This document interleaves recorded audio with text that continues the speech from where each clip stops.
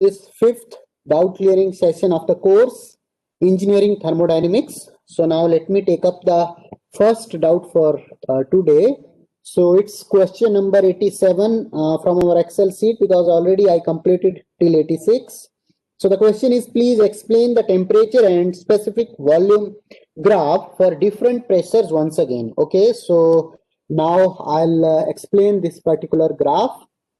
So what I have told you that if I have temperature and specific volume, okay, so what we have done initially, first we have started with the temperature close to 25 degrees Celsius, and that temperature we have maintained at nothing but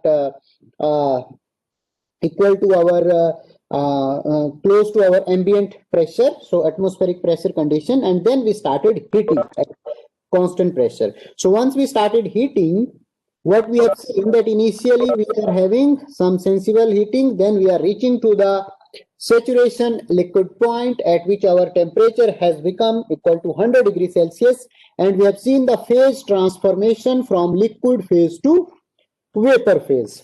Once we have got the vapor, after that point, what we are having after we have saturated vapor, it means all the liquid has converted into vapor. After that, we are having nothing but once again a sensible heating, where upon addition of the heat, specific volume as well as the temperature are increasing. So this is at some pressure P1. Now if I increase the from P1 to P2, and this P2 pressure is nothing but greater than P1. So in that case, what will be happening? We already know that for our two-phase system, temperature is nothing but it's a function of pressure. So if temperature is a function of pressure, in that case, what will be happening? Over here, we will be having increase in boiling point of the water. Okay. So now, if I say that P1 is my 1 atm, corresponding to this, if I have say 100 degrees Celsius as my boiling point, now instead of 100, my boiling point will be actually corresponding to pressure P2, it will be nothing but greater than 100 degrees Celsius. Okay, so that is first point. And second point is, I am starting heating process at the same temperature. So my temperature is same, pressure is slightly high.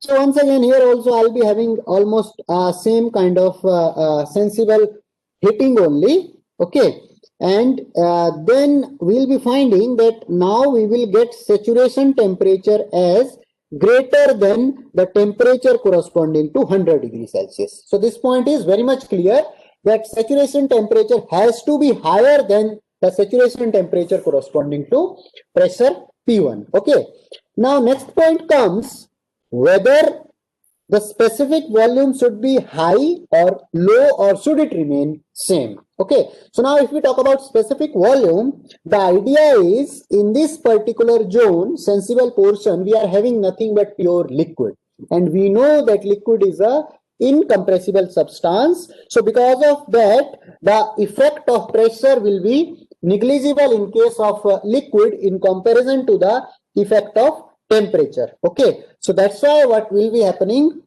temperature will be having dominance over here. If temperature is having dominance, then we know that the increase of temperature will lead to increase in specific volume. But still, this is a liquid, so obviously there will be change of or increase of specific volume, but this increase of specific volume will not be very significant. The increase of specific volume will be very, very small. Okay, so our temperature has also increased and specific volume has also increased. Okay, after this point, then we will be having conversion from liquid to vapor. Once we have the conversion from liquid to vapor, then comes the point that whatever the complete saturated vapor point we will be finding, whether that saturated vapor point will be having high specific volume, then the specific volume corresponding to P1, or this specific volume will be low. Okay, so in this regard, now the idea is that we have a vapor. So vapor is nothing but a compressible substance. Okay, so in that case, what will be happening?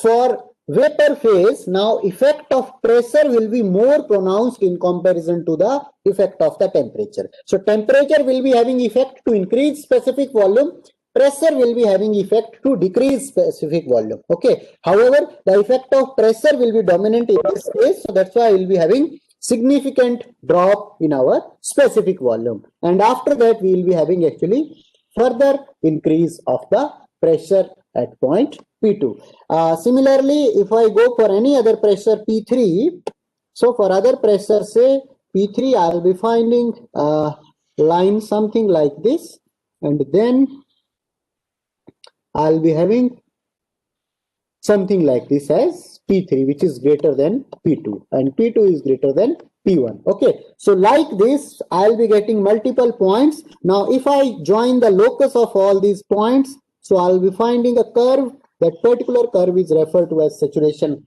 liquid line, and if I join these vapor lines, this particular will be giving me curve.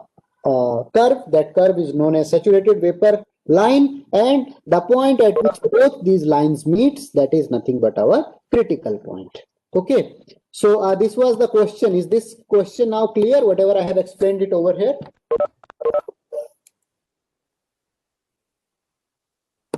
Yes, sir. Okay, so shall I move to next question? Sir? Yeah, please.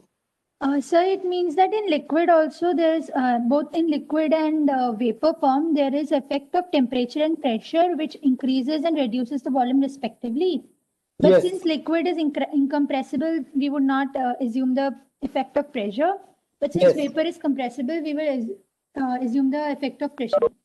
Yes, yes. So overall effect will be dominant in case of vapor is pressure, and overall dominant effect in case of liquid is temperature. Okay, sir. Okay, now next question is, can you please explain again about gauge pressure, as I missed the duration. So I suggest you please refer to my earlier two or three doubt clearing session, because in almost every of the doubt clearing session I explained it. So do you want me to explain again, or can you will you be referring? Ayush, are you here?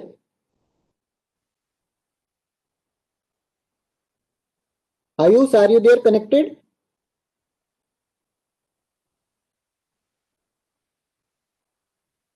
So can anyone check if Ayush is connected over here? No, sir, it does not seem to be there. Sir, no, Ayush is not connected. And does anyone else is having this question? No, sir. No, sir. No, sir. So if he No, sir. joins, yeah, who is having the question? Same question, who is having? Someone replied yes. Once again, I am asking, is there anyone who is having confusion in gauge pressure?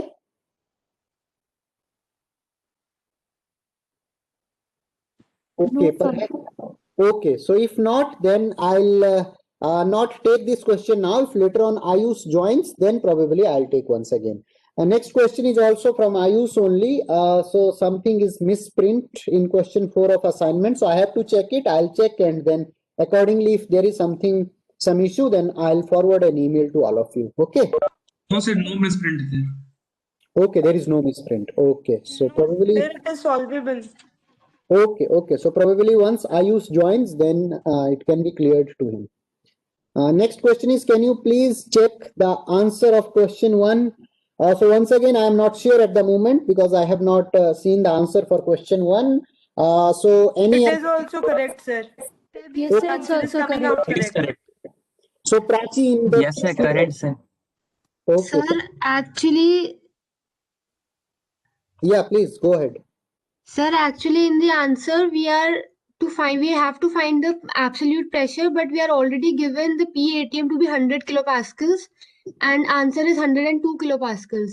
So how is it that rho GH means P gauge comes out to be only 2 kilopascals? It may happen, na? That will be depending upon the density. That's not a problem.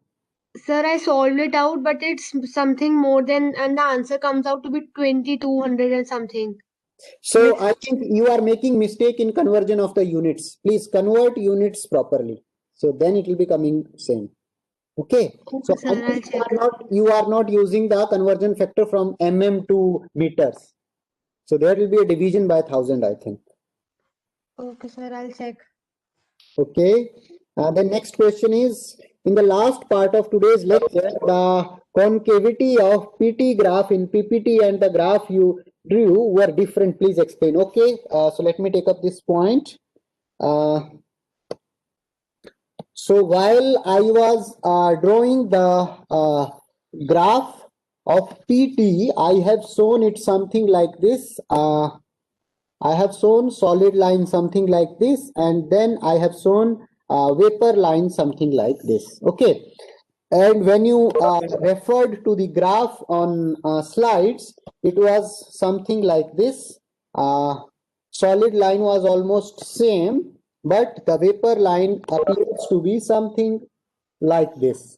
So the reason is that whatever the graph I draw in this this one board, that is actually for very limited range of pressure and temperature, close to that atmospheric pressure and atmospheric temperature conditions. And the graph which is actually shown in the slide, that is a very generic graph taking the readings from temperature of -100 or 150 degrees Celsius to a very high value of around 1200 degrees Celsius. And moreover, at the same point of time, we were having actually very wide range of pressure.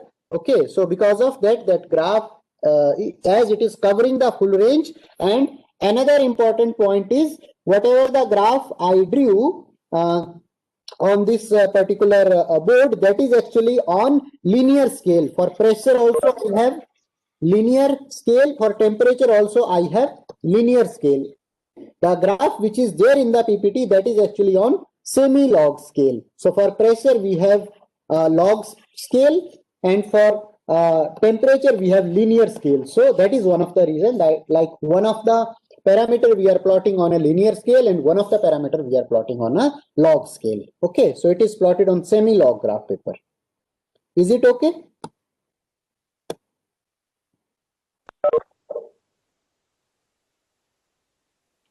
Who asked question 91? Dikshika.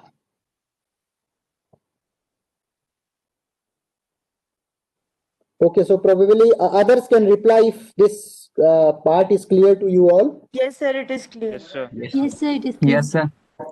Okay, now Yes, sir, it is clear. next question is, can you please define saturated vapor again? Okay, why is the graph steeper after saturated vapor? Also, I had network issue in last. In last, I couldn't read it properly.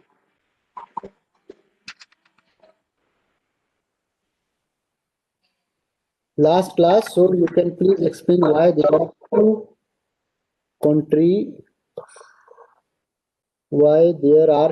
contributions for rotation. Okay. So there are series of questions. The first question is, can you please define the saturated vapor? Okay, so saturated vapor, it is nothing but the vapor, if in this condition we actually say it's first, it is 100% vapor. So whatever the matter we are having within our system, that is entirely in the vapor phase. And this is a state such that if we remove any amount of heat, that will be actually leading to the formation of liquid within the system. Okay, so that will lead to the change of phase from the vapor to the liquid state at constant temperature condition if we take any amount of heat from the saturated vapor point. Is this condition clear? Yes, sir.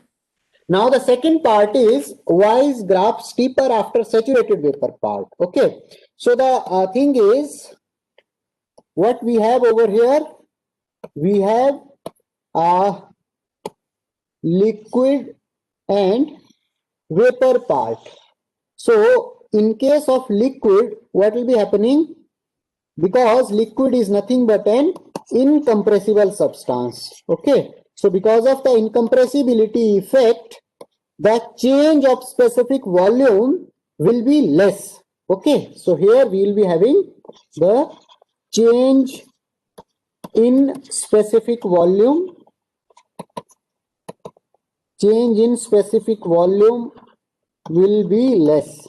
And if we talk about in this particular portion here, we have vapor, and vapor is actually a compressible substance. It can be easily compressed. Okay, so because of its easy compression here, we will be having significant change in specific volume.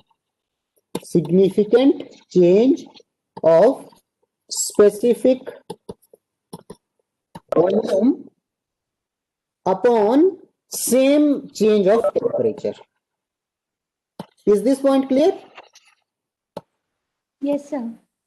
Okay. Now your third question is why only two contributions are coming in rotational kinetic energy of the oxygen molecule. Is it correct? Yes, sir. So this is my oxygen molecule, and this is like my Cartesian coordinate system X, Y, and Z. Now if you see about x-axis, so x-axis will be having this kind of spinning motion. Okay, so if I say that my axis is actually coinciding with the molecule, in that case what will be happening?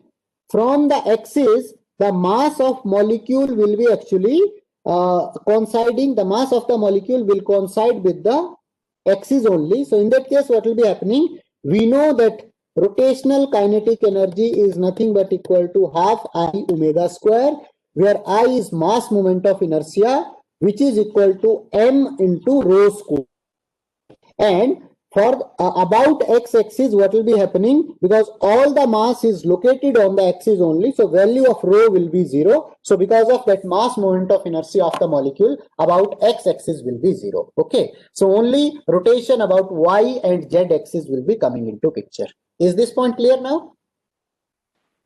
So why do we always consider the molecule to be in one of the axis lines? Yes. So while we'll be studying about Cartesian coordinate system, so what we are doing basically, we are considering that axis to be aligned with the molecule. That's it. Okay. So that means that we have to align, we have to assume that our axes are aligned in respect to the system only. Yes, yes, axis is aligned to the molecule. Okay, because any other motion which will be there, that will be counted in the translation motion. So that's why we want to like fix the translational, fix the axis, and we only want to see the rotation motion. Okay, because molecules will be combinedly having the rotation as well as the translation. So majority of the contributions will be coming into translation. So that's why in rotation, we want to fix the axis directly to the molecule. Okay, So I had some network issues. So could you please explain the question number 91? 91, okay. Sir, sir, same thing happens with me also. So can you please explain question number 88? 88 is this Ayush? Yes, sir. Okay, so first Ayush, I'll take up your question. So Ayush, my response was that already I have explained gauge pressure in earlier 2 or 3 doubt clearing sessions also. So probably you missed it. So you may refer to doubt clearing session on the Moodle also, but still once again I am explaining it. Okay. Okay, thank you, sir. Thanks a lot. So always try to refer to the earlier doubt clearing session. You can see what are the questions covered there, and accordingly you can find which doubt clearing session you can listen to. Okay. Definitely, I will. So if we have pressure along ordinate, this will be my absolute vacuum. Corresponding to absolute vacuum, value of pressure will be 0. Then this is where I'll be having 1 atmospheric pressure. Then any pressure which I measure with reference to the absolute 0, that pressure is called as absolute pressure. And this already we are knowing that from here to here we are having pressure as nothing but P atm. So if I measure any value of pressure relative to the atmospheric pressure, that is actually called as gauge pressure. So that's why I can say that P absolute is nothing but equal to P gauge plus P atmospheric. Okay, so this is true when we are measuring the pressures above than atmospheric pressure. If we have pressure less than atmospheric pressure, in that scenario, what will happen? We'll have absolute pressure somewhere over here, and as the pressure is less than atmospheric pressure, so we will be calling this absolute in vacuum. Okay, and this is my atmospheric pressure, and with reference to atmospheric, if I see, this will be my gauge pressure in vacuum. So here, if you try to relate, you will be finding that P absolute in vacuum is nothing but equal to P atmospheric minus P gauge in vacuum. So is this point clear? Yes, sir. Thanks a lot, sir. Okay, and Ayush, in your next question is 89, that there is some misprint. So I think there is no misprint. You please refer to your assignment once again. Okay. Okay, sir. Sir, Then in case of closed containers, does P gauge is equals to P P only, or does it has P atmospheric also? No, if only it is a perfectly closed container, then obviously you can, there also you have to consider the effect of atmospheric pressure, because across the wall of the container, atmospheric is coming into picture. Okay. So gauge and absolute will always be present. Okay. Okay, sir. Now the question is 90, which once again Prachi has asked to repeat. Not Sir, 90.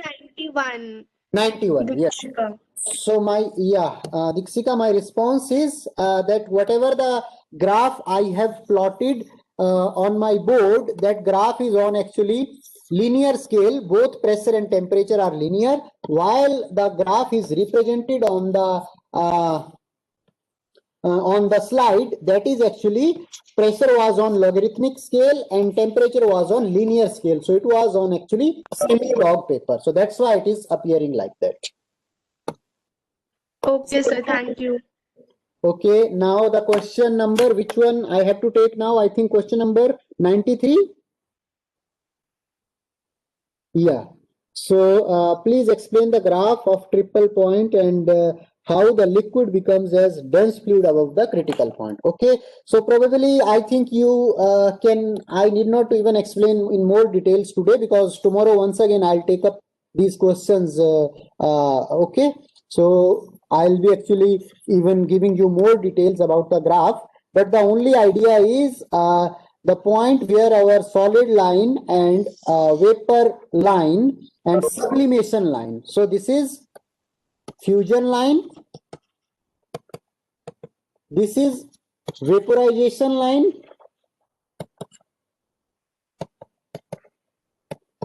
and this is our sublimation line.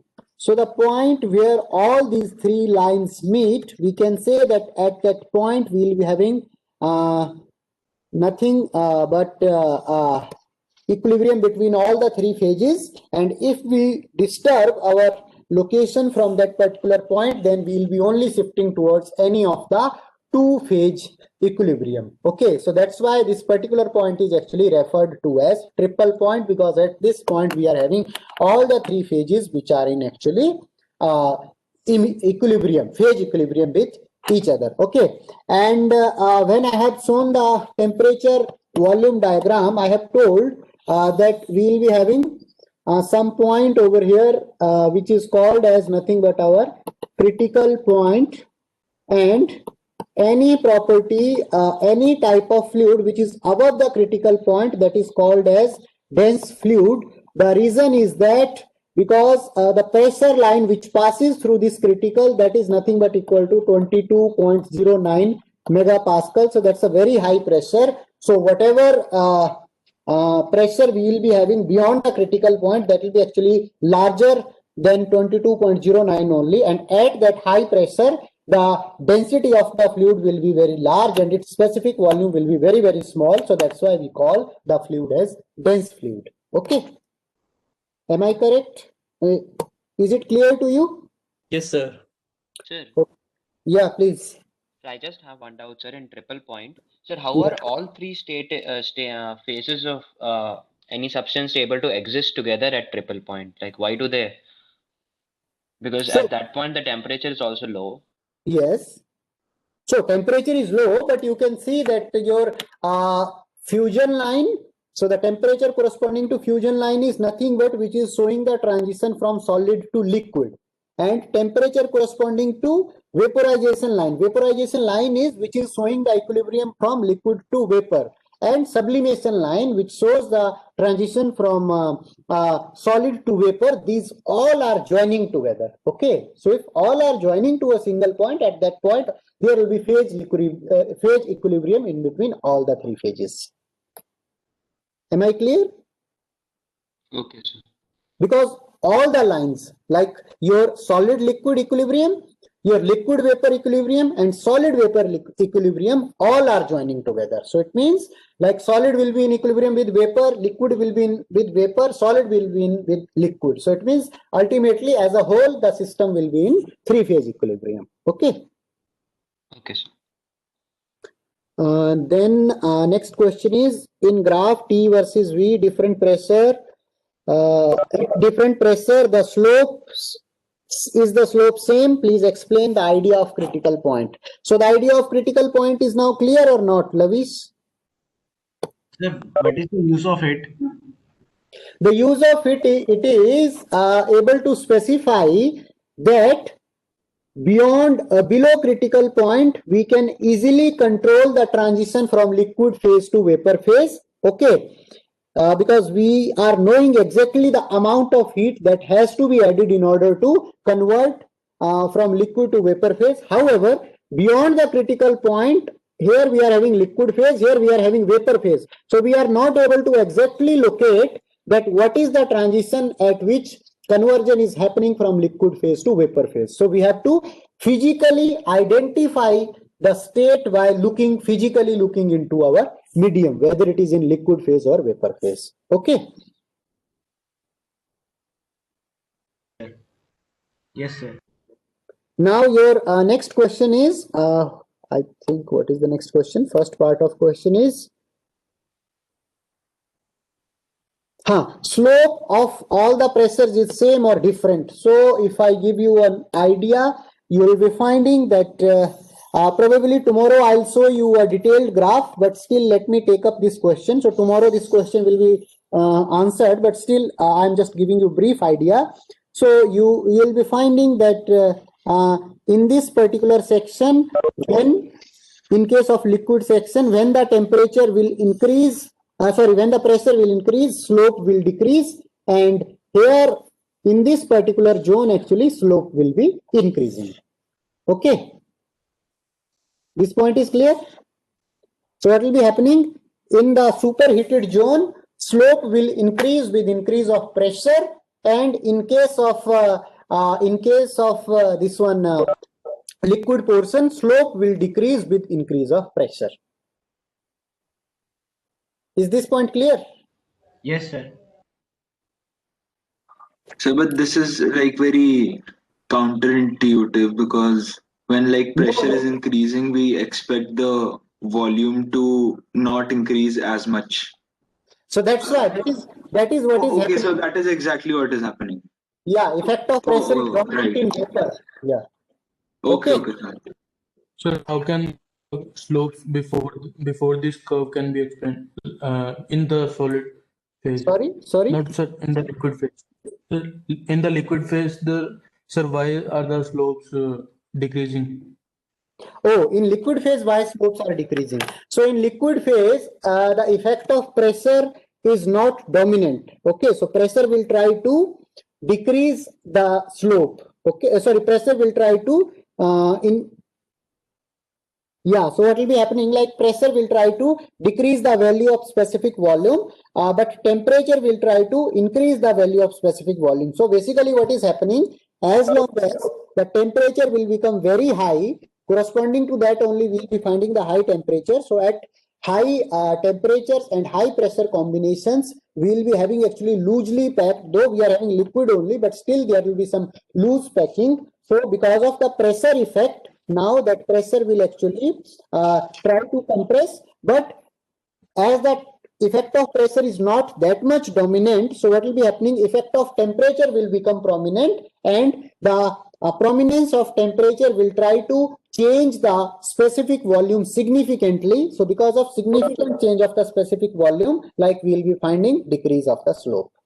Okay, so basically this is aligned to the statements whatever I have told, that in case of liquid the effect of temperature will be prominent, and in case of vapor the effect of pressure will be dominant. So if you just try to apply this analogy, you will be finding reason for the different slopes. Okay.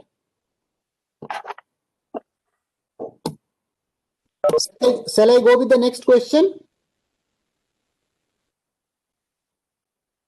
Yes, sir. Okay, so next question is question number 95. T versus V, the slopes are different. So I think this question is already cleared. Asutosh? Yes, sir. It's clear. 96 is how air is gaseous phase is a pure Sir, I substance. want to ask something in the previous question. Yeah, please. Are the slopes increasing or decreasing with increase in temperature? Slopes are decreasing with increase in temperature. Okay, sir. Thank you. Now the question is in phase in the two phase. So tomorrow I'll be like showing a detailed graph. There like things will be more clear to you. Exact points I'll be showing in the slides. So can the equation of this curve be derived, or is it just experimental? This curve is actually experimental, and later on we will be finding that in the superheated region under some certain assumptions, this can be derived using ideal gas equation. So that we will be seeing. Okay. Okay, sir. So that we will be doing in subsequent lectures. Then we have question number 96. How gaseous phase is a pure substance? Air in gaseous phase. So, you know, in case of our ambient, everywhere we are having air.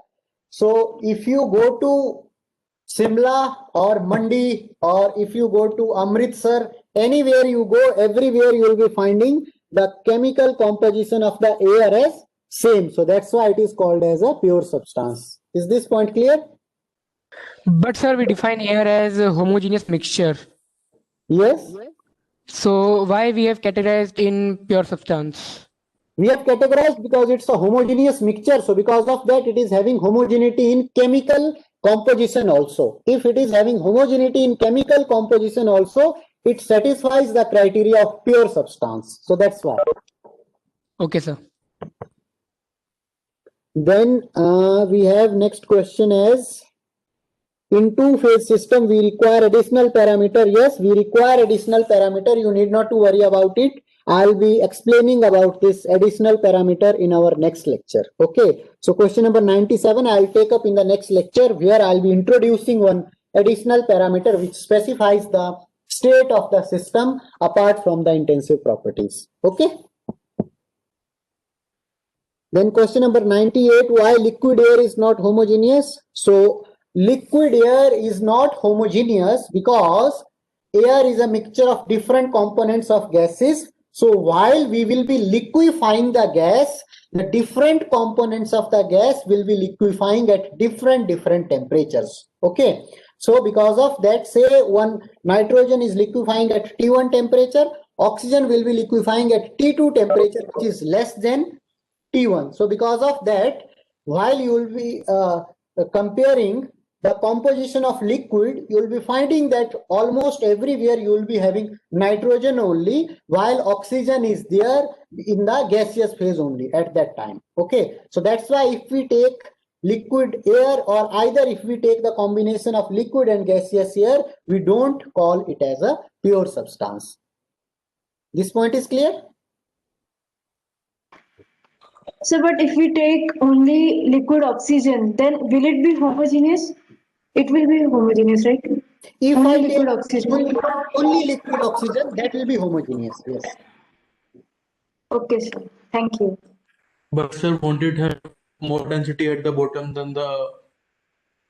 So that's what I am only saying, that only liquid oxygen if I take, then it will be homogeneous. If I take mixture, then obviously it will be in liquid, mixture will be non-homogeneous. Sir, are we neglecting the external fields like gravity and electric field? Yeah, majority of the time when we talk about thermodynamic system, we neglect all the external fields. Okay. Okay, sir. Then the question is, yeah, please. Sir, when we assume air as a pure substance in its gaseous phase, do we assume that the temperature is all above, like above the liquefying point of all the gases that are constituent of it? Yes, yes, yes, always. Okay, sir. Now the question is, sir, do we use statistical averaging in our engineering class? No, we don't. We will not use statistical averaging in classical thermodynamics. That is mainly employed in statistical thermodynamics. So there is another subject which is referred to as statistical thermodynamics, which is not part of our course, which is a classical thermodynamics. Okay, mainly the people from fundamental studies or basic sciences, particularly from physics, they actually try to study statistical thermodynamics. Each specific density defined, there is no need for defining specific density because density is independent of mass. It is already independent of mass, so that's why there is no need for defining specific density. Is this point clear? Yes, sir. Next question is, why temperature must remain constant at phase transition? So I think I already attempted to answer this. When we are having phase transition, during that time, the kinetic energy of the molecules is not increasing. The only thing which is happening, binding energy between the molecules is actually reducing because molecules, the intermolecular distances are increasing. So that's why we will not be having any change in temperature. Is this so? Why aren't the kinetic energy? Okay, once again I am repeating the answer. While we are happening while the phase transition is happening, during that time the kinetic energy of the molecules is not increasing. It's actually the intermolecular distance between the molecules which increases, and intermolecular distance is nothing but is a measure of the potential energy of the potential energy or binding energy between the molecules. So that's why we will not be having any change of temperature. So now why is the kinetic energy increasing?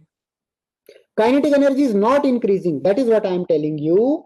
While we are converting from liquid phase to vapor phase, during that time the kinetic energy of the molecules is remaining almost same, whereas because pressure is same on that one. Okay, so if pressure is same, the kinetic energy is almost same. But what is happening? The intermolecular distances are increasing. So the energy which is associated with internal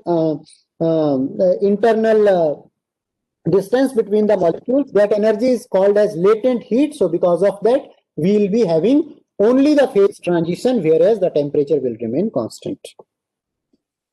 Okay. Sir, how can we ensure that kinetic energy will not be increasing and just phase is only changing? So you all know that from the molecular perspective, whatever the molecular collisions are happening with the boundary of the surface, that is actually seen in terms of the pressure. Okay. So if the pressure is not changing, it means the molecular momentum is not changing. If molecular momentum is not changing, the kinetic energy will remain almost same. Okay, sir. Thank you. Got it. Why P will be dominant? I think I have already answered this question many times. So is it okay now? Who has written this question number 102? Name is not written over here.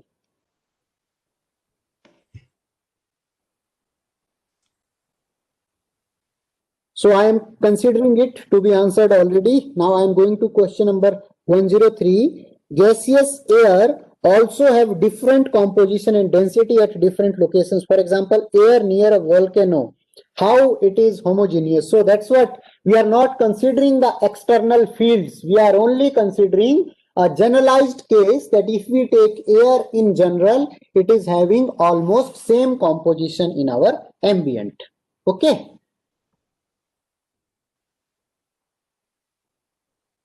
Who has written this 103 question? Okay, so I am considering. I have written. Yeah, Nikhil. So I have tried to answer. Is it okay? Yes, sir. Next question is, are these graphs just experimental or can we get? So this question I have also already answered, that these graphs at the moment are experimental. Now equations we can get in the superheated zone. So that we will try to see in our subsequent lecture. That is also under certain set of assumptions. Okay, by using ideal gas theory. Next question is, why it is dense fluid. So I think already I answered this point also, because above critical point we are having very high pressure. So because of the very high pressure, whatever the fluid we are having, that will be having very low specific volume. So we will be calling it as high density fluid. So that's why we call it as nothing but dense fluid. Okay. Then next question is, how phase transition happens above critical point? Why liquid gas? So that's what, like what will be happening above the critical point. Above the critical point we will not be having, above the critical point we will not be having any liquid gas phase equilibrium. Okay, so what will be happening, the fluid conditions are such that immediately without even addition of any heat, it is actually changing to the vapor phase. So that's why this is also still a part of research, because if above critical point we have to identify the phase boundary, one has to physically look into the phase. Okay, so many people, they are doing research in the present days, and they are trying to establish and obtain some boundaries for transition from liquid to vapor phase above the critical point also. Okay, so this is a matter of research also. Is this question clear? Yes, sir. And sir, how I mean, you are saying that without any use of heat, it can change it from liquid to gas. Why we say, we infer this information that we were having one line, saturated liquid line, which was basically demarcating from two-phase zone to liquid, and we are having one line, saturated vapor line, which is demarcating from two-phase region to completely vapor phase. So when these both the lines are joining, it means we are saying that there is some intersection of the liquid and vapor section. So if there is intersection of liquid and vapor section, so there we are saying that though from the inlet we will be supplying as liquid only, but somehow because of the high pressure and high temperature, that liquid will be immediately converting into vaporism. Okay. Yes, sir. Sir, matlab liquid will exist above the dome we made. So that is what, like there may be liquid, there may be vapor. What is exactly that we have to specify by checking the physically checking the state. Okay, so that's why people are doing research under this high pressure and temperature conditions in order to specifically obtain the phase boundaries for different fluids. Sir, something like this happens at very low pressures also, na? So where like it's very hard to demarcate the boundary between liquid and vapor phase. When you reduce the pressure a lot, yes, basically all of the liquid starts evaporating. Yes, and, yes. So what phenomena is that? And is this related to this? That is simply evaporation, and we will try to see. That's why today, if you recall, I have told you that along with the superheated region, we are giving that another name as rarefied fluid also, rarefied gas. Okay, so that rarefied gas is actually something which is associated with the change of pressure if we maintain temperature at constant value. So probably in tomorrow's lecture, I'll have detailed discussion on PV diagram. So while I am explaining the PV diagram, at that time we will be discussing about it. Okay. Okay, sir. Thank you. Answer. So in the dome, is it exactly a straight line or close to a straight line? Liquid vapor dome. Yeah. So in liquid vapor dome, saturation liquid line is close to vertical, and this line is actually saturation vapor line is having it is not exactly vertical, it is actually having some angle. So probably what I'll be doing in tomorrow's lecture, I'll show you the detailed TV diagram, and then I'll be explaining that why slopes of saturated liquid side and saturated vapor lines are different. That also I'll be explaining tomorrow. Okay, sir. Okay, so then anyone, yeah, please. Sir, referring to number 99. Yes. Sir, you said that we don't use static averaging in classical thermodynamics, but our classical thermodynamics is based upon macroscopic study, and macroscopic study is done by taking the bulk property which is based on statical averaging. That is what I am saying, that what we are doing in this particular course, we will not be exactly doing the statistical estimations. Okay, the idea is that whatever we are perceiving on the macroscopic level, that is only we are actually specifying as a bulk property in classical thermodynamics. Okay, so we are not fundamentally doing these statistical calculations for obtaining the average bulk properties. Rather, on a bulk mean basis, we are having some standard devices available which are able to perceive that average value of the property. Okay, so that is the idea. Like, we are not doing statistical thermodynamics, means I want to say that fundamentally we are not identifying the number of molecules, we are not finding the probabilities of their motions, we are not doing the statistical estimations for finding the property. Okay, sir. And one from McGraw-Hill and other from Wiley, which should we prefer? Which is best, sir? You can refer to any of the book, but like the only idea is that the language of Cengel is good, and it includes the examples which are from real life situations. So that's why understanding Cengel is good. Okay, sir. And the last thing is, sir, please see the question 4. I think there is some problem there. I think all your other friends are saying that they have already got the right answer for the same, so you can try and discuss with them also in case you are finding it difficult. Okay, sir. Thank you. Okay, so sorry, sir, I did not understand. Yeah, please, Nikhil. Sir, I did not understand why the straight line at higher pressure is shorter than at the lower pressure. Why? Okay, so you don't worry about this point. I'll take up this point once again in tomorrow's lecture. Okay, so that I'll be discussing with all. Okay. Okay, sir. Sir. Yes. The critical point has to be a point, or it can be a set of values for which it has to be a point, because it is nothing but the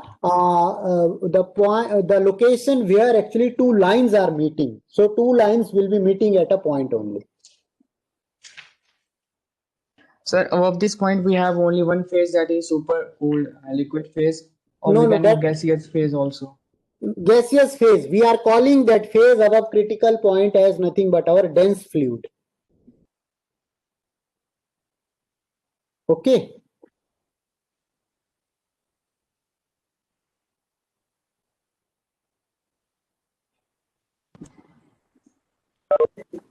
To practically get the triple point? Yes. Sir, is it hard or easy to get that conditions? It is difficult because you have to decrease the pressure. Okay, because pressure corresponding to triple point is 0.61 kilopascals and your atmospheric pressure is 101 kilopascals. So you can see how much amount of vacuum you have to do. So you require good large capacity vacuum pumps, and you need to spend significant amount of energy in order to create that much vacuum. Thank you, sir. Okay, so now if all the questions are answered, then I'll end up this session over here. Thank you, sir. Thank you, sir.